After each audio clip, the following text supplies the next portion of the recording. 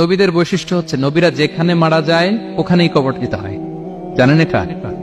বিষ্ণু ইসলাম মারা গিয়েছিলেন আম্মাজান আয়েশা রাদিয়াল্লাহু তাআলার ঘরে, ফলে ওখানে বিষ্ণু ইসলামের কবর রয়েছে, ওখানেই কবর। এবং ওই কবর দেওয়ার পরেই ওই কবর দেওয়া ঘরের ভিতরে আম্মাজান আয়েশা রাদিয়াল্লাহু তাআলা যতদিন বেঁচে ছিলেন ওখানেই ছিলেন, কবরের পাশে। এরপর বাবা মারা গেলেন আবু বকর, বিষ্ণু ইসলামের পাশে কবর দেয়া হলো, বাবা আর স্বামীর পাশেই থাকলেন। এরপর ওমরে ফারুক মারা গেলেন, ওনারও কবর দেয়া হলো। কিন্তু এখন তো আর বাবা আর স্বামীর সাথে পর্দা নাই, ওমরে ফারুকের সাথে তো পর্দা আছে। তো তখন তিনি ঘরটা হয়ে গেছে ছোট, তিনটা কবরে অনেক জায়গা স্পেস নিয়ে গেছে, এখন অল্প একটু জায়গা পর্দা টাঙিয়ে দিলেন ওমরে ফারুকের সাথে পর্দা হিসেবে, ছোট্ট একটা জায়গায় যতদিন বেঁচে ছিলেন ওখানটাতেই ছিলেন। ওমরে ফারুক যখন আমিরুল মুমিনিন খলিফা, তখন ছেলে আব্দুল্লাহকে পাঠিয়েছিলেন যে যাও একটা অনুমতি আগে থেকে নিয়ে রাখো আম্মাজান আয়েশার কাছ থেকে, যেহেতু ঘরটা ওনার, ওনাকে বলে রাখো যে আমি মারা গেলে যেন আমার দুই বন্ধু মুহাম্মদ সাল্লাল্লাহু আলাইহি ওয়াসাল্লাম এবং আবু বকরের পাশে যেন কবর দেয়া হয়। আব্দুল্লাহ এসে বলল, আব্বা জান তো এই পয়গাম পাঠিয়েছেন। আয়েশা রাদিয়াল্লাহু তাআলা বললেন, আমার খুব ইচ্ছা ছিল আমি আমার স্বামী এবং বাবার পাশে শুব, কিন্তু আমিরুল মুমিনিন যখন চেয়েছেন এটাকে আমি ফিরিয়ে দিতে পারিনি। ঠিক আছে যাও, তোমার আব্বাকে বলো তোমার আব্বাই শোবেন ওই জায়গায়। আচ্ছা, তো ওমরে ফারুক আপনারা জানেন অ্যাসাসিনেশনে ইন্তেকাল করেছেন, আত্মাইর আঘাতে, ছুরিকাঘাত করা হচ্ছে কয়েকবার, স্টেবিং। এত জখম হয়েছে, দুধ দিলে ওই জায়গা দিয়ে দুধ বের হয়ে যায় না, বীজ পানি দিলে বের হয়ে যায়। তো সবাই বলল, আমিরুল মুমিনিন আপনি এবার ওসিয়ত করেন, কে হবে আপনার পরে লিডারশিপ, কে নিবে? মুসলিম উম্মাত অনেক বড় হয়ে গেছে। তখন তিনি ওসিয়ত করলেন এবং ছেলেকে আব্দুল্লাহকে আবার বললেন যে আব্দুল্লাহ আবার যাও, যে আম্মাজানের থেকে অনুমতি নাও।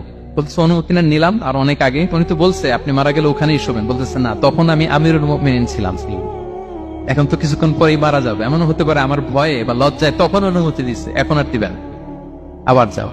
আবার গেল, আয়েশা রাদিয়াল্লাহু তাআলা আনহা বললেন, না এখন আমি আগের কথার উপরে আছে, তোমার আব্বাই সেখানে শোক।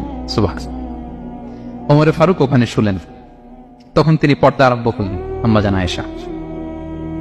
তাহলে রাসূল সাল্লাল্লাহু আলাইহি ওয়াসাল্লামের কবরটা হচ্ছে আম্মাজান আয়েশা রাদিয়াল্লাহু তাআলা আনহার ঘরের ভেতরেই। আপনারা মসজিদে নববী যারা ভিজিট করেছেন তারা জানেন যে আপনারা যখন কিবলামুখী হয়ে নামাজ পড়েন, বাম দিকে বিষ্ণু ইসলামের কবর, সেখানে রাসূল সাল্লাল্লাহু আলাইহি ওয়াসাল্লামের পাশে আবু বকর এবং ওমরে ফারুক রাদিয়াল্লাহু তাআলা আনহুমা শুয়ে আছেন। রাসূল সাল্লাল্লাহু আলাইহি ওয়াসাল্লামের কবর থেকে মিম্বার পর্যন্ত এই পুরো জায়গাটা রাউদাতুম মিন রিয়াদিল জান্নাহ, দুনিয়ার বুকে জান্নাতের একটা টুকরা। বিষ্ণু সাল্লাল্লাহু আলাইহি ওয়াসাল্লাম ইন্তেকালের আগে ওনাকে অপশন দেয়া হয়েছে, নবী আপনি চাইলে থেকে যেতে পারেন আজীবন, আর চাইলে আমার কাছে চলে আসতে পারেন, এই হ্যাভ অপশন। বিষ্ণু সাল্লাল্লাহু আলাইহি ওয়াসাল্লাম তার রবের সাথে সাক্ষাৎকে চুজ করেছেন এবং ইন্তেকালের আগে তিনি পড়েছিলেন, আল্লাহুম্মা গফিরলি ওয়ারহামনি ওয়ালহিকনি বির রফিকিল আ'লা, আল্লাহ আপনি আমাকে ক্ষমা করুন, আল্লাহ আপনি আমার প্রতি রহম করুন, আল্লাহ আমি আপনার সান্নিধ্যে যেতে চাই, পৃথিবীতে থাকতে চাই না।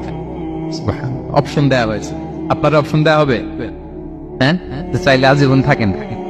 আমরা অপশন পেলে তো বলতাম আল্লাহ যা হয়েছে এখানেই থাকতে চাই, কি বলেন? বিষ্ণু সাল্লাল্লাহু আলাইহি ওয়াসাল্লাম বলেছেন ইলা রফিকিল আ'লা, হে আল্লাহ আমি আপনার সান্নিধ্যে যেতে চাই। বিষ্ণু সাল্লাল্লাহু আলাইহি ওয়াসাল্লাম ইন্তেকাল করলেন এবং উম্মার জন্য এটা সবচাইতে বড় ফিতনা এবং পরীক্ষা ছিল, এর চেয়ে বড় কষ্টদায়ক বিষয় ছিল না উম্মার জন্য বিষ্ণু সাল্লাল্লাহু আলাইহি ওয়াসাল্লামের ইন্তেকাল। তিনি যখন ইন্তেকাল করলেন সাহাবারা পাগলের মতো হয়ে গেল। ওমরে ফারুক উনি বিশ্বাসই করে না, মানে আমার নবী মরতে পারে এটা উনি ভাবতেই পারেন। উনি নাঙ্গা তলোয়ার বের করে বলতে আরম্ভ করলেন, যে বলবে মুহাম্মদ মারা গিয়েছেন তার গর্দান উড়িয়ে ফেলবে। পরিস্থিতি অত্যন্ত ভয়ঙ্কর। আবু বকর রাদিয়াল্লাহু তাআলা আনহু তিনি আয়াত তেলাওয়াত করলেন, ওমা মুহাম্মাদুন ইল্লা রাসূল ক্বাদ খালাত মিন ক্বাবলিহির রুসুল, মুহাম্মদ রাসূল ছাড়া কিছু নন, তার আগে অনেক রাসূল চলে গেছে, তিনি যদি মারা যায় বা শহীদ হয় তোমরা কি আবার আগের কুফরিতে ফিরে যাবে? এই আয়াত যখন তেলাওয়াত করলেন ওমরে ফারুক হাঁটু গেড়ে বসলেন। তিনি বললেন, এই আয়াত তো আমি আগেও জানতাম, অনেক তেলাওয়াত করেছি, কিন্তু আমার মনে হলো এই মাত্র আয়াতটা নতুন করে শুনলাম, এই মাত্রই বোধহয় কোরআনের এই আয়াতটা নাজিল হয়েছে। সাকিফায়ে বনু সাঈদার মধ্যে সবাই বসে আবু বকর রাদিয়াল্লাহু তাআলা আনহুকে খলিফা হিসেবে নির্বাচিত করা হলো। বিষ্ণু সাল্লাল্লাহু আলাইহি ওয়াসাল্লামের ইন্তেকাল শেষ, গোসল দেয়া শেষ।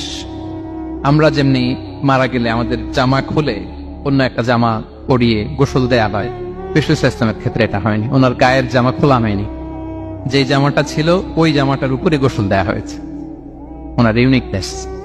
এবং বিষ্ণু সাল্লাল্লাহু আলাইহি ওয়াসাল্লামের জানাজার নামাজে কেউ ইমামতি করেনি।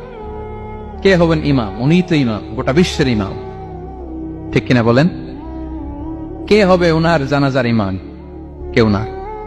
সাহাবারা ডিসাইড করলেন কেউ ইমামতি করবে না, 5-7 জন করে দরজা দিয়ে, এই দরজা দিয়ে ঢুকে নিজেরা জানাজার নামাজ পড়ে ওই দিক দিয়ে বের হয়ে যাচ্ছে। এইভাবে পুরা উম্মাহ সব সাহাবারা নিজেরা জানাজার নামাজ পড়েছে।